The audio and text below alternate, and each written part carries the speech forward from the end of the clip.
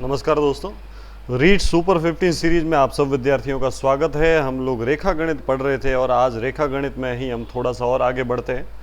और सबसे पहले तो मैं त्रिभुजों से संबंधित जो भी गुणधर्म इससे पिछली क्लास में मैंने आपके पढ़ाए थे उसी को मैं एक बार वापस रिवाइज कर लेता हूं। तो आपको जो महत्वपूर्ण 8 से 10 बिंदु है जिस पे आधारित प्रश्न एग्जाम में पूछे जाएंगे उनको अपन अच्छे से समझ लेते हैं। उसके बाद मैं आज के लेक्चर के अंदर चतुर्भुजों से संबंधित सारे महत्वपूर्ण गुणधर्म जो है वो आपके सामने डिस्कस करूंगा, तो ध्यान से समझना भाइयों।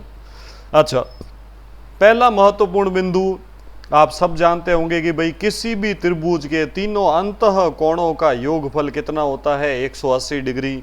ये बात कहाँ काम आएगी? जहां आपको किसी त्रिभुज के दो कोण पता हो और तीसरा ज्ञात करना पड़ गया। जैसे ये त्रिभुज है जिसमें तीन अंतः कोण होते हैं। यहाँ बोला एक कोण 40 डिग्री है, दूसरा कोण 60 डिग्री है, तो बताओ तीसरा कोण क्या होगा? हमको पता है तीनों कोणों का जोड़ 180 होना चाहिए। 40 और 60 हो गया 100, मतलब तीसरा कोण कितना होगा? 80 डिग्री, है ना। अच्छा, दूसरी महत्वपूर्ण बिंदु, त्रिभुज के निर्माण के लिए दो भुजाओं का योगफल हमेशा तीसरी भुजा से क्या होना चाहिए? बड़ा। अगर तीन अलग अलग भुजाएं दे रखी है, वो त्रिभुज की भुजाएं है या नहीं, ये कैसे पता चलता है? जैसे भुजाएं दे रखी है 5 सेंटीमीटर, 6 सेंटीमीटर और 7 सेंटीमीटर, क्या इससे त्रिभुज का निर्माण हो सकता है? इसके लिए क्या करो, दो दो भुजाएं जोड़ के देखो। पहले 5 और 6 को जोड़ो, 5 और 6 का जोड़ कितना? 11। ये तीसरी भुजा से ज्यादा है, 7 से ज्यादा है। अब 6 और 7 को जोड़ो, 6 और 7 का जोड़ कितना है? 13। ये भी 5 से ज्यादा है। अब 5 और 7 को जोड़ दो, 5 और 7 का जोड़ कितना? 12। तो दो भुजाओं का जोड़, तीसरी भुजा जो बच गई है उससे ज्यादा आ रहा है। तो तीनों केस में ऐसा होना चाहिए। इसका मतलब ये किसका निर्माण करेगा? त्रिभुज का निर्माण करेगा। अच्छा, इसके साथ साथ ध्यान से, जैसे एक और एग्जाम्पल मैं लेता हूं, 3 सेंटीमीटर, 4 सेंटीमीटर और यहाँ तीसरी भुजा हमारे पास हो गई 10 सेंटीमीटर। क्या ये त्रिभुज का निर्माण करेगा? नहीं करेगा, क्योंकि यहां अगर आप ध्यान से देखो तो दो भुजाओं का जोड़, 3 और 4 का जोड़ कितना होता है? 7 सेंटीमीटर, जो कि तीसरी भुजा से कम मिल गया। इसका मतलब इससे त्रिभुज का निर्माण हो नहीं सकता। त्रिभुज का निर्माण तभी होता है जब दो भुजाओं का योग हमेशा तीसरी भुजा से बड़ा ही रहे, है ना। और इसी प्रकार त्रिभुज में दो भुजाओं की लंबाइयों का अंतर जो है वो हमेशा तीसरी भुजा से छोटा होना चाहिए। तो ये बहुत ही महत्वपूर्ण बिंदु है जिस पर आधारित एग्जाम में प्रश्न पूछा जा चुका है, इसलिए इस पर आप अच्छे से ध्यान देना। अच्छा, इसके अलावा एक और महत्वपूर्ण बिंदु कि त्रिभुज में हमेशा दो अंतः कोण जो होते हैं, ये हमारे पास दो अंदर वाले कोण और तीसरे शीर्ष पर बाहर बनने वाला कोण, तीसरे शीर्ष का बाह्य कोण। बाह्य कोण मतलब तीसरे शीर्ष में भुजा को आगे बढ़ा दिया तो बाहर बनने वाला कोण। यदि दो अंतः कोण, जैसे माना 30 डिग्री और दूसरा वाला कोण 40 डिग्री है, ये है शीर्ष ए, ये है शीर्ष बी, तो शीर्ष सी पर जो बाह्य कोण बनेगा वो बाह्य कोण हमेशा बाकी दोनों शीर्षों के अंतः कोण के जोड़ के बराबर होता है। यानी ये बाह्य कोण कितना होगा? ये बाह्य कोण होगा 30 डिग्री प्लस 40 डिग्री यानी 70 डिग्री। तो ये बात आपको ध्यान रखनी है।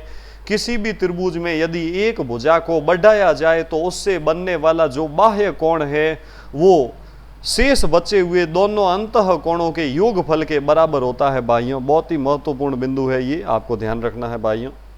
चलो, उसके बाद एक और त्रिभुजों से संबंधित महत्वपूर्ण बिंदु जो कि मैंने आपको बताया था कि त्रिभुज में जब दो कोणों के अर्धक खींचे जाते हैं, देखो इस कोण पे भी एक लाइन, इस पे भी एक लाइन, यानी ये रेखा कोण को आधा आधा बांट रही है। दूसरा कोण देखो, ऊपर भी दो लाइन, नीचे भी दो लाइन, यानी दोनों बराबर टुकड़ों में टूट रहा है कोण, तो ये भी कोण का अर्धक है। और कोण के अर्धक जिस बिंदु पर मिलते हैं उस बिंदु को क्या कहा जाता है? जरा आप कमेंट बॉक्स में लिख के बताएं। जहां कोणों के अर्धक कटते हैं वह बिंदु कहलाता है अंतः केंद्र।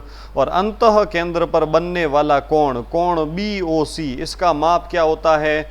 90 डिग्री प्लस जो तीसरा शीर्ष है, तीसरा कोण का आधा, 90 डिग्री प्लस तीसरे कोण का आधा जो है तीसरा कोण। जैसे यहाँ अगर तीसरा कोण हमारे पास होता 70 डिग्री, तो यहाँ पे इस अंतः केंद्र पर बनने वाला कोण होगा 90 डिग्री प्लस तीसरा कोण जो है उसका आधा, 70 का आधा कितना 35 डिग्री, 90 प्लस 35 यानी 125 डिग्री का कोण बनेगा। ये बात आपको ध्यान रखनी है।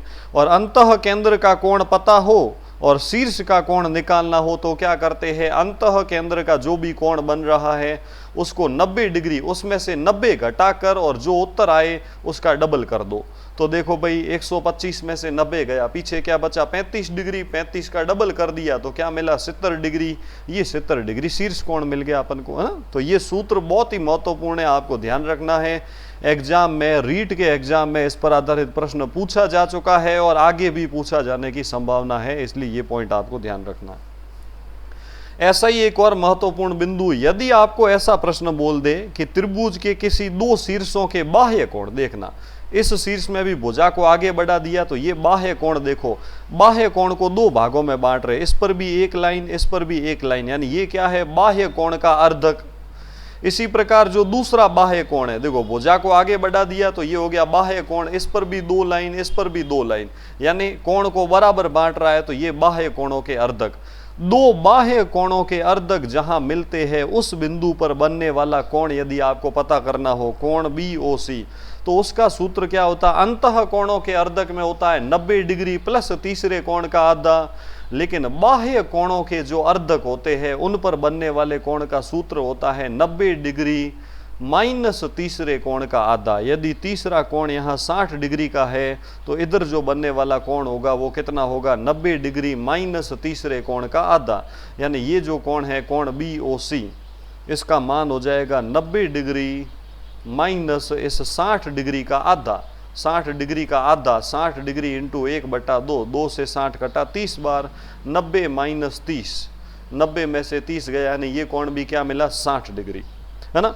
एक और उदाहरण लेके मैं आपको समझाने की कोशिश करता हूं। जैसे अगर आपको यहां बनने वाला कोण दिया हुआ होता 20 डिग्री, तो इधर जो कोण बनेगा वो कैसे आएगा, वो आ जाएगा बाह्य कोणों के अर्धकों पर बनने वाला कोण, बाह्य कोणों के अर्धक जहां कटते हैं ना वहां बनने वाला कोण, कोण BOC, इसका सूत्र होगा 90 डिग्री माइनस तीसरे कोण का आधा, 20 डिग्री का आधा, 20 डिग्री का आधा कितना 10 डिग्री, 90 में से 10 गया कितना होगा 80 डिग्री।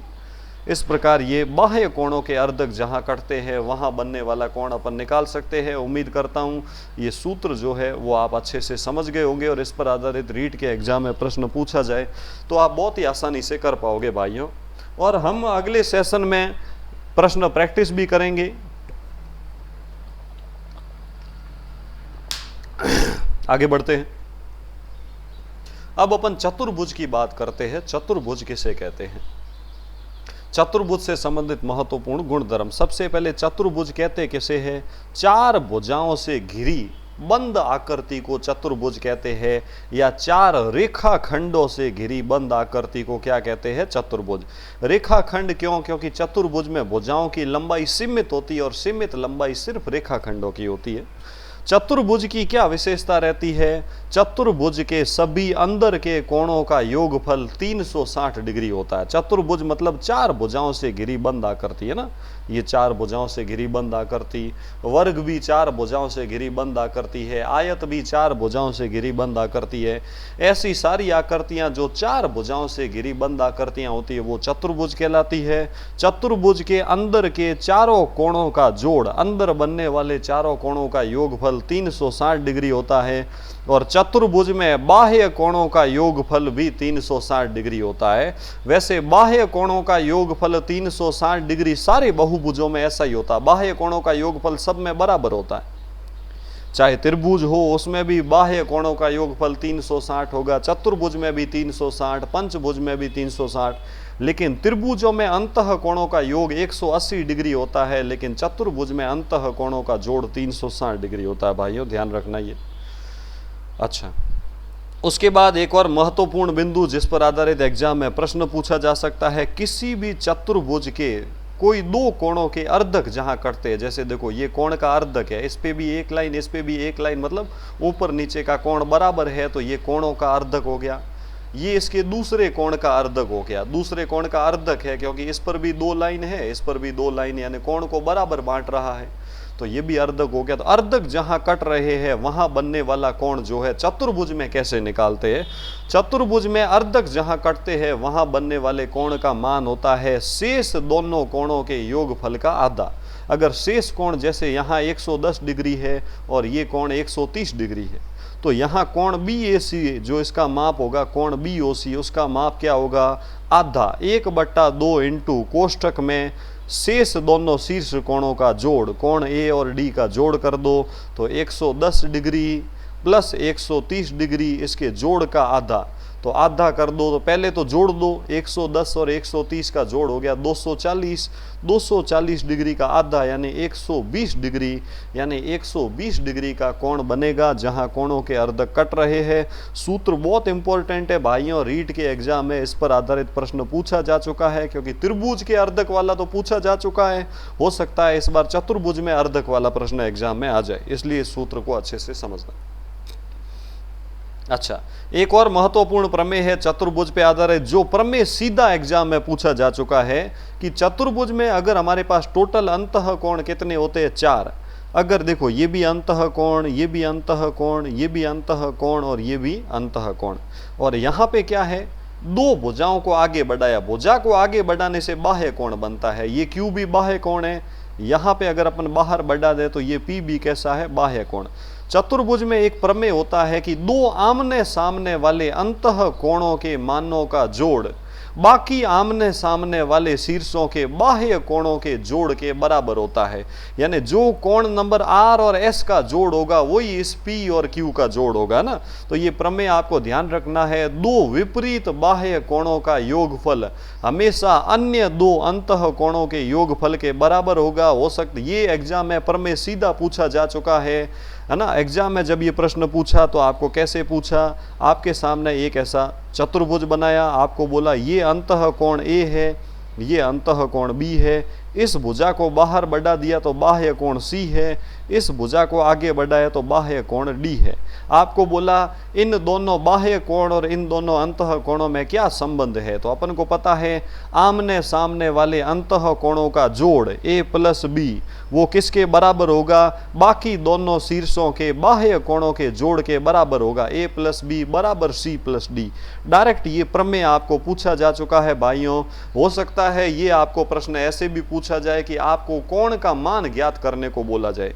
जैसे आपको बोल दिया यहाँ कोण नंबर R का मान जो है वो 70 डिग्री है, कोण नंबर S का मान है 110 डिग्री, इधर कोण Q का मान आपको बता दिया 60 डिग्री, तो बताओ इस कोण P का मान क्या होगा? तो अपन को पता है जितना इन दोनों का जोड़ बनेगा, जितना चतुर्भुज में दो आमने सामने के अंतः कोणों का योग होना चाहिए उतना का उतना योग होना चाहिए बाकी दोनों बाह्य कोणों का। अंतः कोणों का योग कितना बन रहा है? 70 और 110, 180 डिग्री का, मतलब बाह्य कोणों का जोड़ भी 180 डिग्री होना चाहिए। तो एक कोण 60 डिग्री है तो दूसरा कोण क्या होगा? 120 डिग्री, तभी तो इनका जोड़ भी 180 बनेगा। तो ये प्रमेय बहुत ही महत्वपूर्ण है, इस पर आधारित प्रश्न एग्जाम में पूछा जा सकता है भाइयों। आगे बढ़ते हैं। अगला महत्वपूर्ण प्रमेय, किसी भी चतुर्भुज में अगर दो सन्निकट भुजाओं के पास पास वाली भुजाओं के मध्य बिंदुओं को मिलाने से जो रेखा बनती है वो हमेशा उसके संगत विकर्ण के समांतर होगी और विकर्ण की आधी होगी। कहने का मतलब क्या है? जैसे ये एक चतुर्भुज है A, B, C और D, आपने क्या किया? दो आसपास की भुजाएं, जैसे भुजा AB और BC दोनों के मध्य बिंदु ले लिए। ये मध्य बिंदु है, ऊपर वाला हिस्सा एक है तो नीचे वाला भी एक है, यानी ये मध्य बिंदु हो गया। इधर मध्य बिंदु Q हो गया, इधर वाला हिस्सा 2 है तो इधर भी 2 है। मध्य बिंदुओं को मिलाने वाली जो रेखा होती है वो उसके पीछे जो विकर्ण बनता है, ये जो विकर्ण है विकर्ण का आधा होगा। यानी यदि विकर्ण 14 सेंटीमीटर है, ये BD विकर्ण 14 सेंटीमीटर है, तो ये मध्य बिंदुओं को मिलाने वाली रेखा इसकी आधी होगी, 14 की आधी, यानी ये भुजा कितनी होगी? 7 सेंटीमीटर। तो यहाँ से जो PQ है वो इस विकर्ण BD का आधा होगा। तो ये बात आपको ध्यान रखना है। ये प्रमेय एग्जाम में सीधा भी पूछा जा सकता है, या फिर इसमें कोई एक भुजा की लंबाई विकर्ण दे दे और इस PQ की लंबाई पूछ ले, या PQ की लंबाई देकर विकर्ण पूछ ले, ऐसा प्रश्न एग्जाम में आ सकता है। अच्छा, आगे कुछ और महत्वपूर्ण बिंदु चतुर्भुज से संबंधित, कि किसी भी चतुर्भुज के सभी मध्य बिंदुओं को जोड़ दें तो एक और नया चतुर्भुज बनता है, वो हमेशा समांतर चतुर्भुज होता है। कैसा भी चतुर्भुज हो उसके सारे मध्य बिंदुओं को जोड़ दें, जैसे ये इसका मध्य बिंदु, ये इसका मध्य बिंदु, ये इस भुजा का मध्य बिंदु और ये इस भुजा का मध्य बिंदु, तो सारे मध्य बिंदुओं को जोड़ने से जो अंदर चतुर्भुज बन रहा है, अंदर बनने वाला चतुर्भुज, जिसका नाम रख देते हैं PQRS, मध्य बिंदुओं को जोड़ने से बना चतुर्भुज। कैसे भी चतुर्भुज के मध्य बिंदुओं को जोड़ोगे तो जो चतुर्भुज बनेगा वो हमेशा एक समांतर चतुर्भुज होगा भाइयों, ये बात आपको ध्यान रखनी है। इसी प्रकार किसी चतुर्भुज के मध्य बिंदुओं को जोड़ने से अंदर जो चतुर्भुज बनता है उसका क्षेत्रफल हमेशा मूल चतुर्भुज का आधा होता है। यानी यदि मूल चतुर्भुज ABCD इसका क्षेत्रफल यदि 100 वर्ग सेंटीमीटर है तो अंदर बनने वाले PQRS का क्षेत्रफल उसका आधा होगा, 100 का आधा 50 होगा। ये है चतुर्भुजों के कुछ महत्वपूर्ण प्रकार जिनके बारे में हमको बेसिक ज्ञान होना चाहिए भाइयों। वो कौन से है? समांतर चतुर्भुज, आयत, वर्ग, सम चतुर्भुज और समलंब चतुर्भुज। इन पांचों चतुर्भुजों से संबंधित कुछ बेसिक गुणधर्म आपको बेसिक जानकारी पता होनी चाहिए, क्योंकि इस पर आधारित एग्जाम में प्रश्न पूछा जाता है और कैसे पूछा जाता है उसके बारे में भी अपन बात करेंगे।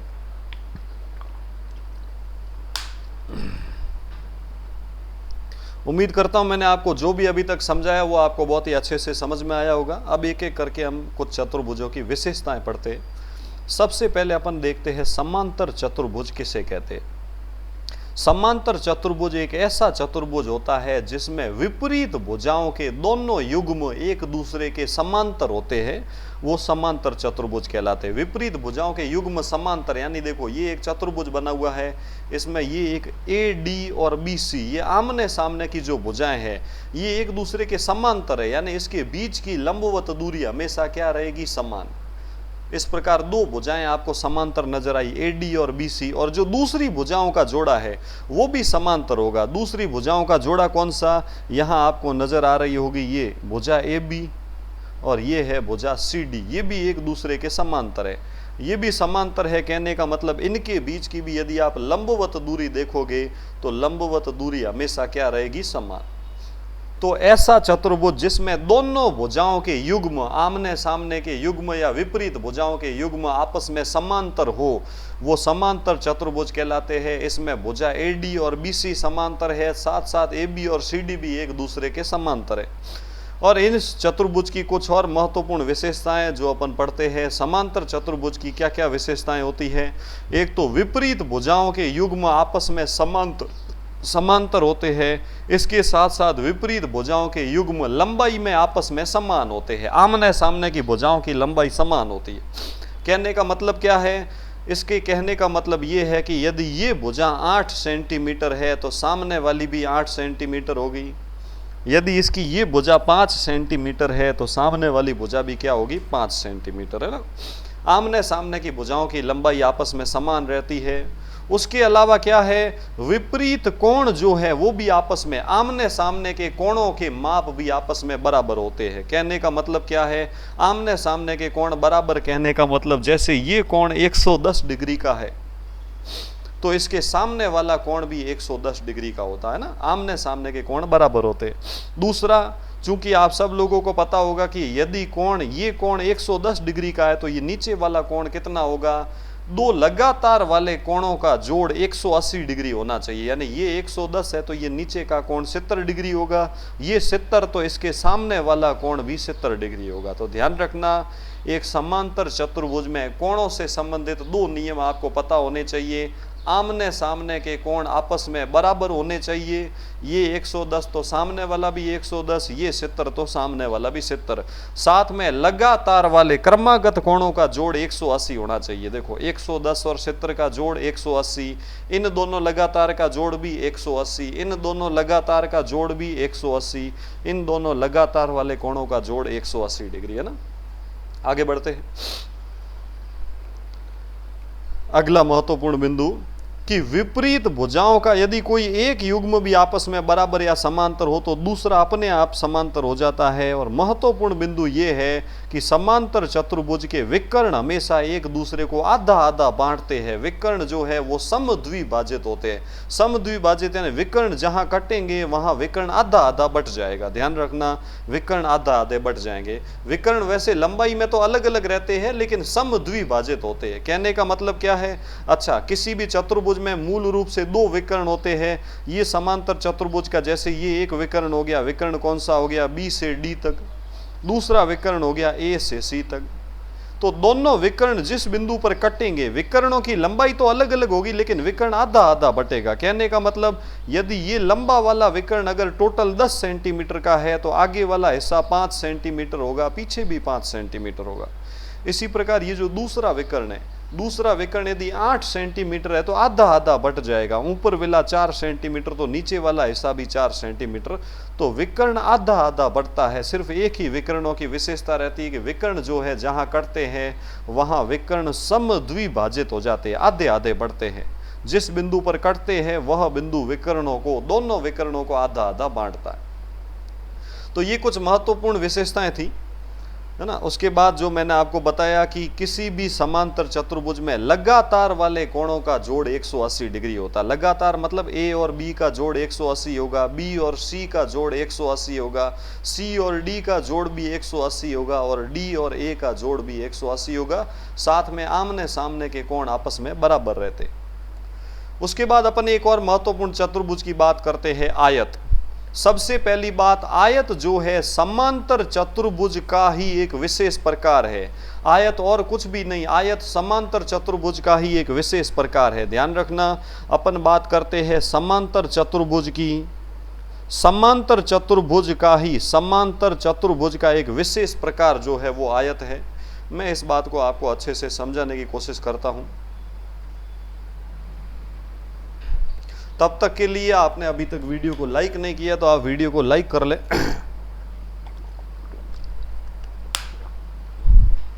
अच्छा, तो अपन आयत की बात करते हैं भाइयों। आयत की क्या विशेषता रहती है? आयत जो है वो समांतर चतुर्भुज का ही एक विशेष प्रकार है। ये है समांतर चतुर्भुज। समांतर चतुर्भुज एक विशेष प्रकार का समांतर चतुर्भुज जो है वो आयत कहलाता है। सभी समांतर चतुर्भुजों को आयत नहीं कह सकते, लेकिन सभी आयतों को समांतर चतुर्भुज कहेंगे ही कहेंगे। समांतर चतुर्भुज का एक विशेष प्रकार आयत होता है और समांतर चतुर्भुज का ही एक विशेष प्रकार और होता है जो होता है समचतुर्भुज। समचतुर्भुज। और वर्ग जो है, वर्ग क्या है? वर्ग आयत और समचतुर्भुज दोनों के गुण रखता है। यानी वर्ग आयत का भी प्रकार है और समचतुर्भुज का भी प्रकार है। आयत जो है वो किसका प्रकार है? समांतर चतुर्भुज का। समचतुर्भुज की किसका प्रकार है? समांतर चतुर्भुज का। लेकिन वर्ग ऐसा चतुर्भुज है जिसमें आयत और समचतुर्भुज दोनों के गुण हैं। ये दोनों के गुण रखता है।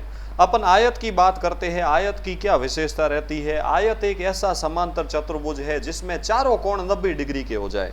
यदि किसी समांतर चतुर्भुज में चारों कोण 90 डिग्री हो, चारों कोण 90 डिग्री, चारों कोण 90 डिग्री हो, ऐसा समांतर चतुर्भुज ही आयत कहलाता है। अच्छा, समांतर चतुर्भुज में चारों कोण 90 डिग्री हो गए ना तो वो आयत कहलाएगा। और अच्छा, भुजाएं, इसमें भी वही संबंध होता है, आमने सामने की भुजाएं बराबर रहती है। ये 10 सेंटीमीटर तो सामने वाली भुजा भी 10 सेंटीमीटर। ये भुजा 5 सेंटीमीटर है तो सामने वाली भुजा भी 5 सेंटीमीटर होगी, है ना। आगे बढ़ते हैं।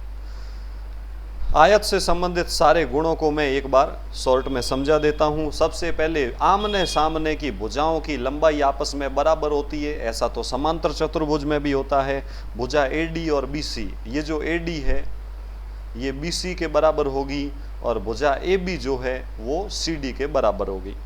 अच्छा, प्रत्येक कोण 90 डिग्री होता है, ये बात ध्यान रखनी है। विकर्ण आपस में बराबर लंबाई के होते हैं, ये महत्वपूर्ण बिंदु है। दोनों विकर्णों की लंबाई समान रहती है। जो विकर्ण की AC की लंबाई होगी वही विकर्ण BD की लंबाई रहेगी। दोनों विकर्णों की लंबाई समान होती है और विकर्ण इसमें भी एक दूसरे को समद्विभाजित करते हैं, आधा आधा बांटते हैं, लेकिन विकर्ण लंबवत नहीं होते। ध्यान रखना, विकर्णों के बीच में 90 डिग्री का कोण नहीं बनता है।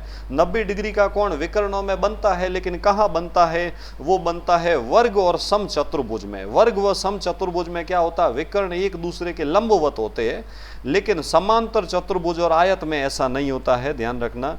और साथ में यहाँ विकर्ण जो है वो कोणों का अर्धक भी नहीं होता। कहने का मतलब ऐसा नहीं है कि ये कोण 90 डिग्री है तो विकर्ण जो है वो कोण को आधा आधा बांटता है, आधा आधा नहीं बांटता है। कोणों को आधा आधा बांटने का काम भी विकर्ण सिर्फ और सिर्फ किस में करता है? वर्ग और समचतुर्भुज में। तो ये बात आपको ध्यान रखनी है, आयत से संबंधित कुछ महत्वपूर्ण गुणधर्म। आगे अपन बात करते हैं वर्ग की। वर्ग की क्या विशेषता है? वर्ग भी एक समांतर चतुर्भुज का ही विशेष प्रकार है, जिसमें प्रत्येक भुजा बराबर होती है तथा प्रत्येक कोण भी क्या होता है? 90 डिग्री का। यानी इसमें क्या हुआ? चारों कोण 90 डिग्री के तो होते ही है, चारों कोण 90 डिग्री होते हैं वर्ग में है। ये भी समांतर चतुर्भुज का प्रकार है, इसको आयत का भी प्रकार कह सकते हैं। चारों कोण 90 डिग्री और चारों भुजाएं आपस में बराबर होती, यानी एक भुजा 5 सेंटीमीटर है ना, तो चारों भुजाएं 5 सेंटीमीटर ही होगी। चारों भुजाओं की लंबाई आपस में समान रहती है और प्रत्येक कोण 90 डिग्री हो तो ऐसा चतुर्भुज वर्ग कहलाता है। और वर्ग से संबंधित सारी विशेषताएं आपके सामने है भाइयों। क्या क्या विशेषता रहती है वर्ग की? प्रत्येक भुजा आपस में बराबर रहती है, प्रत्येक कोण 90 डिग्री होता है, इसमें भी दोनों विकर्ण की लंबाई आपस में बराबर होती है, और विकर्ण एक दूसरे को समद्विभाजित तो करते ही है, साथ साथ में विकर्ण एक दूसरे के लंबवत भी होते हैं। यानी ये जो विकर्ण अगर अपन बनाते हैं भाइयों, ध्यान से देखना, जैसे अगर मैं इसके विकर्ण बनाता हूं, विकर्णों की लंबाई तो समान होगी ही। ये देखो, ये पहला विकर्ण, ये दूसरा विकर्ण, विकर्ण आपस में बराबर तो होंगे और विकर्ण आधा आधा भी बांटेंगे, लेकिन विकर्णों के बीच में विकर्ण जिस बिंदु पर कट रहे हैं ना, वहां एक दूसरे से 90 डिग्री का कोण बनाएंगे। यानी इसमें विकर्ण जो है वो एक दूसरे के लंबवत भी होते हैं। विकर्ण लंबवत भी होते हैं और समद्विभाजित भी होते हैं। ऐसा किस किस में होता है? वर्ग और समचतुर्भुज में। और साथ में विकर्ण की क्या विशेषता रहती है? विकर्ण जो है वो कोणों के अर्धक का काम भी करता है। यानी विकर्ण जो है वो कोण को आधा आधा बांटते हुए निकलता है। यानी ये शीर्ष कोण जो 90 डिग्री का था, विकर्ण ने क्या किया? 45 डिग्री कोण को आधा आधा बांट दिया। विकर्ण जो है वो शीर्ष कोण को आधा आधा बांटता है। तो विकर्ण जो है वो साथ साथ में कोण अर्धक का भी काम करता है। तो ये बात आपको ध्यान रखनी है भाइयों। आगे बढ़ते हैं अपन। अगला हमारे पास जो चतुर्भुज है भाइयों, वो है एक समचतुर्भुज।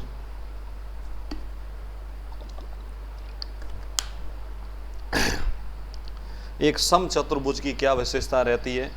समचतुर्भुज एक ऐसा, ये भी समांतर चतुर्भुज का ही एक विशेष प्रकार है, लेकिन इसमें क्या होता है? कोण 90 डिग्री के नहीं होते, लेकिन भुजाएं बराबर होती है। समचतुर्भुज में क्या होता है? ये एक समचतुर्भुज का मैं आपके सामने चित्र बना लेता हूं। समचतुर्भुज भी समांतर चतुर्भुज का विशेष प्रकार है। कोण 90 डिग्री नहीं होंगे, बस कोण जो होंगे ना, कोणों में इसमें वही नियम लगेगा जो समांतर चतुर्भुज में लगता है। समांतर चतुर्भुज में कोणों का क्या नियम होता है? ये कोण 110 डिग्री है तो सामने वाला भी 110 डिग्री होगा, तथा आसपास के कोणों का जोड़ 180 होना चाहिए। तो ये 110 है तो ये 70, ये 70 तो सामने भी 70। लेकिन समांतर चतुर्भुज में आमने सामने की भुजाएं बराबर होती है, लेकिन समचतुर्भुज में चारों भुजाएं बराबर होती है। यानी एक भुजा 6 सेंटीमीटर है तो बाकी तीनों भुजाओं की लंबाई भी 6 सेंटीमीटर ही रहेगी, ध्यान रखना। तो ये विशेषता है एक समचतुर्भुज की। और समचतुर्भुज से संबंधित अगर अपन विशेष गुण धर्मों की बात करें तो जैसा कि मैंने आपको बताया, प्रत्येक भुजा का युग्म आपस में बराबर होता है, चारों भुजाएं आपस में बराबर होती है। विपरीत कोण, आमने सामने के कोण भी आपस में बराबर होते हैं, लेकिन इसमें विकर्ण बराबर नहीं होते भाइयों, विकर्ण बराबर नहीं होते। विकर्ण किस किस में बराबर नहीं होते हैं? एक तो समांतर चतुर्भुज में और समचतुर्भुज में विकर्ण बराबर नहीं होते, लेकिन वर्ग और आयत में विकर्ण आपस में बराबर होते हैं। लेकिन विकर्ण एक दूसरे को लंबवत समद्विभाजित जरूर करते, यानी विकर्ण एक दूसरे पर 90 डिग्री का कोण बनाते और आधा आधा इसमें भी बढ़ते हैं। विकर्ण समद्विभाजित, तो अभी तक अपन ने जितने भी चतुर्भुज पढ़े हैं सब में विकर्ण समद्विभाजित होते हैं, लेकिन लंबवत सिर्फ दो आकृतियों में ही होते हैं विकर्ण, वो है वर्ग और समचतुर्भुज, है ना।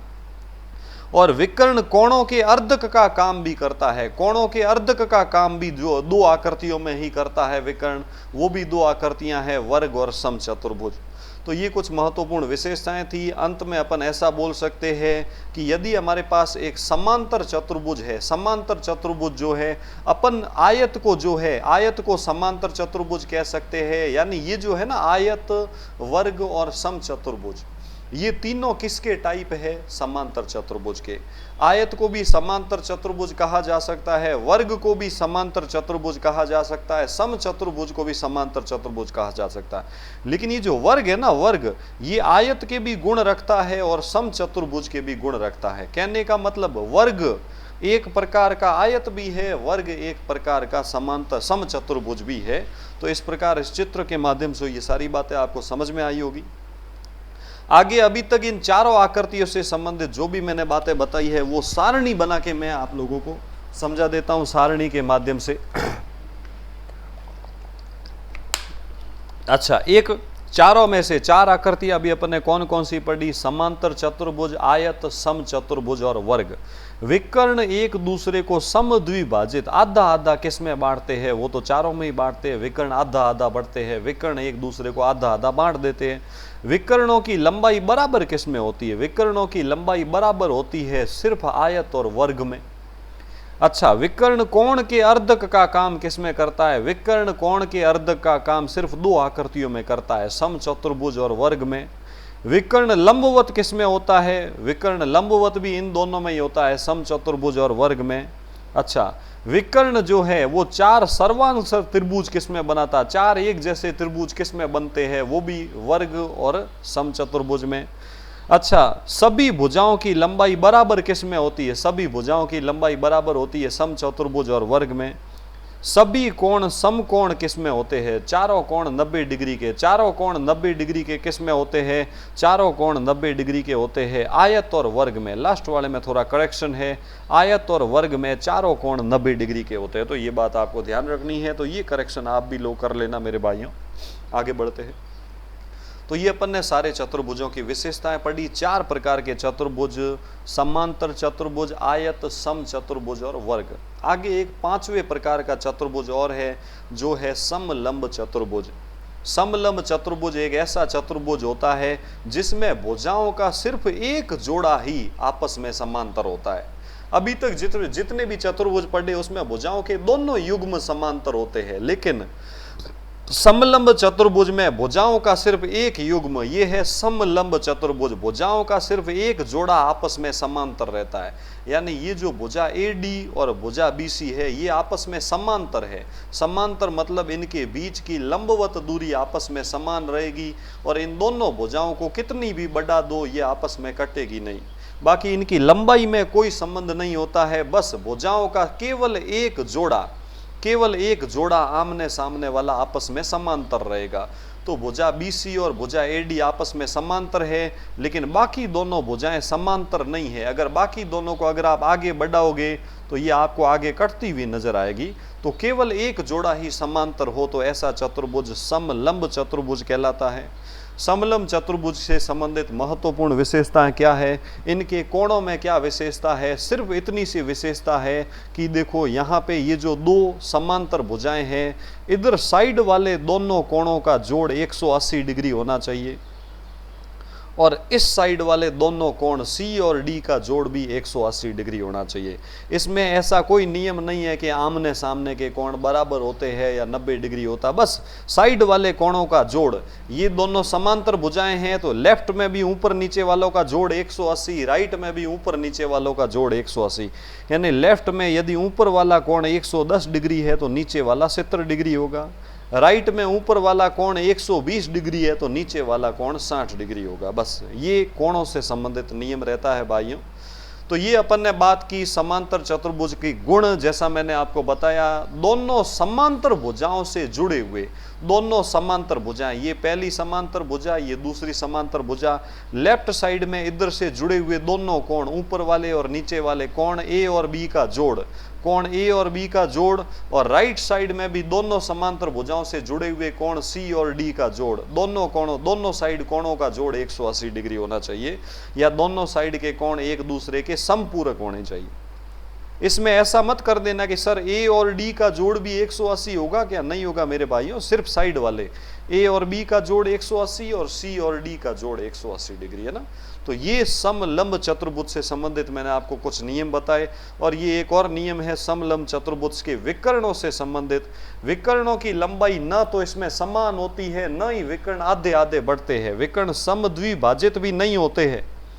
समलंब चतुर्भुज में विकर्ण न तो समद्विभाजित होते हैं, न ही विकर्ण लंबाई में समान रहते हैं, न ही विकर्ण लंबाई में समान होते हैं, और न ही विकर्ण लंबवत होते।